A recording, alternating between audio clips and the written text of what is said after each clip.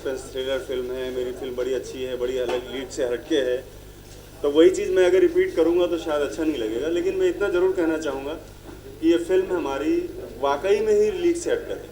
वो इसलिए है क्योंकि इस फिल्म का थीम सबसे अलग है। इस फिल्म की कहानी हमने बड़ा अलग तरीके से डिज़ाइन की है, बहुत यूनिक कॉन्सेप्ट है। और थोड़ा सा इसके बारे में बताना भी चाहूँगा कि एक महमूद गजनबी करके आक्रांता था पहले आने वाले इतिहास में, तो उसने कई बार इंडिया पर अटैक किया, यहाँ की कल्चर को ख़त्म करने के लिए, यहाँ की चीज़ों को डिस्टर्ब करने के लिए। और ये कहानी उन्हीं के वंशजों की है, उनमें से कुछ लोग बचे हुए लोग हैं, वो लोग किस तरह से आज देश में काम कर रहे हैं, किस तरह से चीज़ों को डिस्ट्रॉय करना चाह रहे हैं, किस तरह से मिटाना चाह रहे हैं। ये कहानी का बेसिक थीम ये लेकर के आगे बढ़ती है और फिल्म ऐसे ऐसे उलझती चली जाती, फिर अपने आप से सुलझती है। लोग उसको देखते रहेंगे और मुझे लगता है कि सस्पेंस थ्रिलर फिल्म देखने वालों के लिए ये एकदम एक नया मसाला मिलेगा इस फिल्म में, ये मेरा मानना है। सर आप एज एन एक्टर भी है, प्रोड्यूसर भी है, कौन सा जॉब सबसे ज़्यादा डिफिकल्ट या इजी लगता है और एक्सपीरियंस कैसा रहा सबका as an actor? As a actor थोड़ा मुश्किल रहा क्योंकि ये कैरेक्टर कभी उतना मैंने किया नहीं था। इनमें पुलिस वाले का किरदार बहुत कम ही किया था, एक्शन भी था उसके साथ। और इसमें कुछ ऐसा मुझे प्रोड्यूसर के हिसाब से वैसा मुझे कुछ करना नहीं पड़ा, बाकी जो था इन्होंने संभाल लिया। सर कितने सपोर्टिव थे ऑन सेट, अगर उस बारे में कुछ आप सपोर्टिव थे? हमने कहा ना कि बस नींबू पानी पी लेना।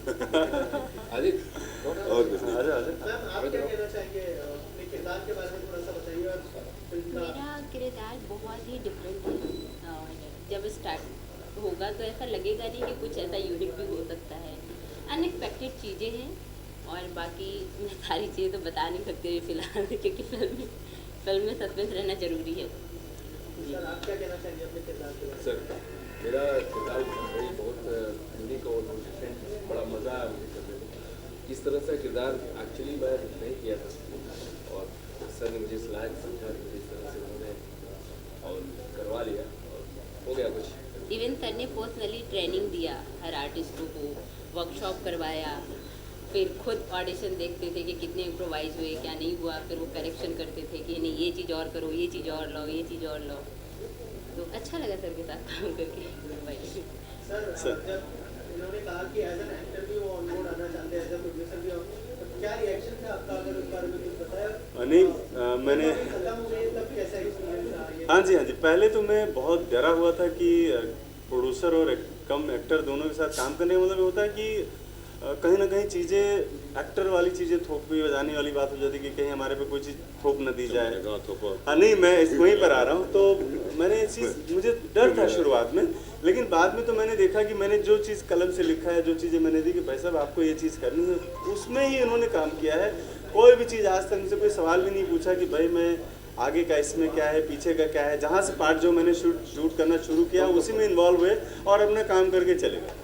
तो मतलब ये जो सिनेमा बन जाने की जो बात जहाँ पर आती है, तो मेरे साथ मतलब ये बहुत अच्छा रहा कि पहली बार ऐसा हुआ। इसके बाद पहले भी कई लोगों ने मेरे साथ ऐसे काम किया था जिन्होंने बाद में बहुत डिस्टर्ब किया कि मेरा सीन बढ़ाओ, मेरा इसको मारूंगा, मैं मारूंगा, मैं गिरूंगा नहीं, मेरा कॉलर नहीं कोई पकड़ेगा, ऐसा नहीं होगा। मतलब इस तरह की बहुत नॉनसेंस वाली बातें मैंने जो झेल रखी थी, वो भाई साहब के साथ मुझे काम करने में बहुत अच्छा लगा। और मैं चाहता हूँ कि अगर कोई एक्टर कम प्रोड्यूसर आए तो आपसे सीखना चाहिए कि ऐसा एक्टर कम प्रोड्यूसर होता है। डायरेक्टर के काम में ज़रा सा भी कोई इंटरफेयर नहीं किया और तभी मैं आज कह सकता हूँ कि मैंने एक अच्छी फिल्म बनाने की कोशिश की। सर ऐसी क्या खास बात लगी थी फिल्म में जो as an actor, as a producer भी ऑन बोर्ड आया इस फिल्म से? ऐसा तो कुछ खास लगा नहीं, बट एज ए प्रोड्यूसर जैसे मैंने पहले कह चुका था कि एक स्क्रिप्ट इन्होंने मुझे सुनाई थी और मुझे कुछ डिफरेंट लगा, उसमें कुछ अलग डिफरेंट लगा, फिर कुछ चेंजेस वगैरह करके फिर मैं कहा इसमें काम करूँगा, मार्केट में अवेलेबल होगा ये। और कब तक रिलीज करने का प्लान है? अब ये हम लोग सोच रहे हैं, इसके ऊपर काम चल रहा है, may be end of November हो सकता है। और थिएटर में रिलीज किया जाएगा या फिर थिएटर में हमारा। दो चीज़ें मुझे जो काम दिया है इसमें एक्सपीरियंस ये रहा कि जो ये फिल्म में मैं दिख रहा हूँ वो है ही नहीं एक्चुअल, और ये सस्पेंस बना रहता है, लास्ट में पता चलता है कि एक्चुअल में है क्या। तो है वो कोई नहीं है, अभी कोई नहीं बता सकता कि है क्या है, और ऑडियंस सिर्फ देखता रहेगा कि हो क्या रहा है, लास्ट में पता चलेगा आखिर है का मसाला। एक्चुअली जब लोग शूट कर रहे थे तो सीन्स ऐसे ले रहे थे कि ये हम लोग खुद सोचते यार ये तो मतलब हाँ नहीं है नहीं, इसको क्यों ले रहे हैं? समझ में नहीं चल रहा था चल क्या रहा है। अब जब हम लोग देख रहे हैं तो फिल्म हमने देखी तो पता चला भाई जो था वो था नहीं। मैं ये कहता हूँ कि सनोज जी ये लिखते कहाँ से सोचते हैं मुझे नहीं पता, मतलब हम लोग को आइडिया भी नहीं होता है, वो तो लिख डालते और फिल्म बनाने चलते हैं। और सब कलाकारों को अच्छा बखूबी कैरेक्टर भी बखूबी, मतलब बहुत अच्छा जजमेंट है कि ये कैरेक्टर इस पे सूट कर रहा है, इसको इस पे होना चाहिए, तो ये बहुत अच्छा रहा उनका एक्शन। मैं सनोज जी का बहुत बहुत आभार व्यक्त करता हूँ और मैं सनोज जी के लिए यही बोलना चाहता हूँ कि सनोज जी से मेरे ताल्लुकात 20-25 सालों से हैं और उन्होंने मुझे अभी ब्रेक दिया, इससे पहले भी वो 3 मूवियों में मुझे ब्रेक दे चुके हैं। ससांग मूवी भी मैंने उनके साथ में की है और मैं इनको कलयुग का चाणक्य कहता हूँ। ये कहाँ से क्या सोचते हैं, क्या कर सकते हैं, ये कोई नहीं जान सकता है। और सबसे बड़ी बात मैं इनका धन्यवाद एक बार और करना चाहूँगा कि इन्होंने नव युवा वर्गों को बहुत सा स्थान दिया है जो आजकल फिल्म इंडस्ट्रीज़ में कोई शायद पूछता भी नहीं है। तो मैं इसमें गजनबी का साथी बना हूँ और बाकी सस्पेंस मूवी है, आखिरी तक वही सस्पेंस बना रहेगा। सर आपसे जानना चाहूँगा आपका जो किरदार था उसके ऊपर प्रिपरेशन करने के लिए क्या क्या करना पड़ा, थोड़ा सा अगर उस बारे में बताएं।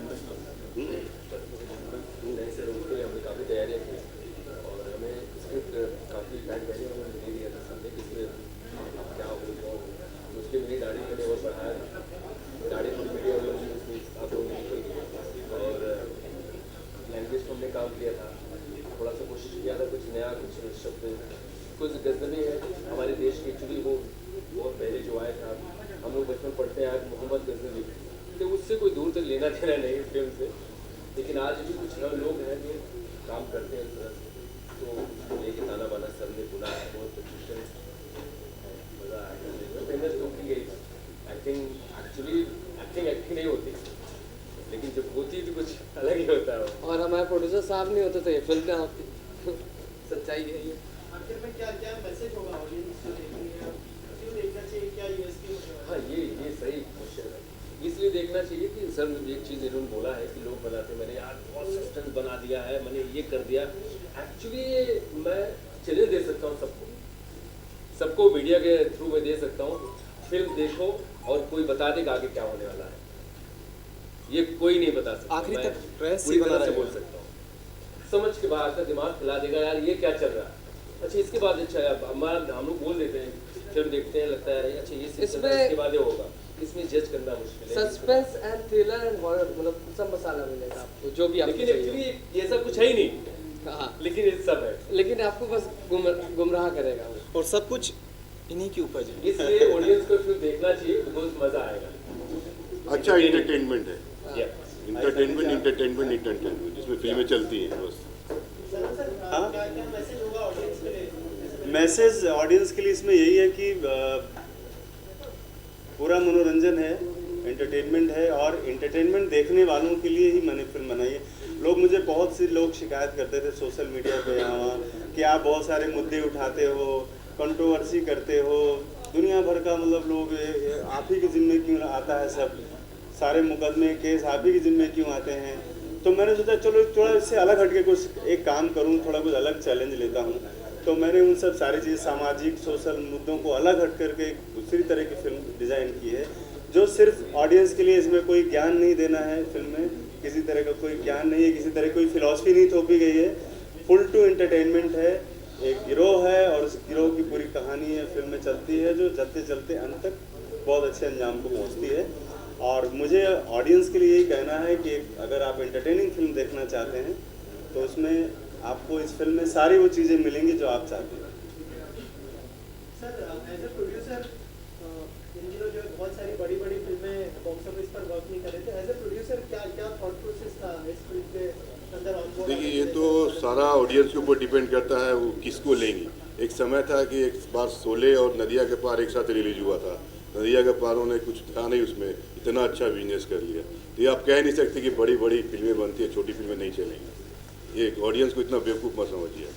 मैं थोड़ा इस बारे में कहना चाहूँगा, एक्चुअल में जो अभी जिस तरह का एक माहौल बना हुआ है बॉलीवुड को लेकर के कि एक बाइकआउट और ये सारी चीज़ें जो हो रही हैं आज, मुझे लगता है कि बहुत मतलब हमारे सिनेमा के लिए बहुत दुखद है। ये हम लोगों के लिए बहुत ही एक मुश्किल का टाइम है जब हम जिसमें हम लोग सफ़र कर रहे हैं, क्योंकि सिनेमा होता है और इसको हम लोग किसी पर्टिकुलर किसी चीज़ों से या किसी उसमें बांधना हमें नहीं चाहिए।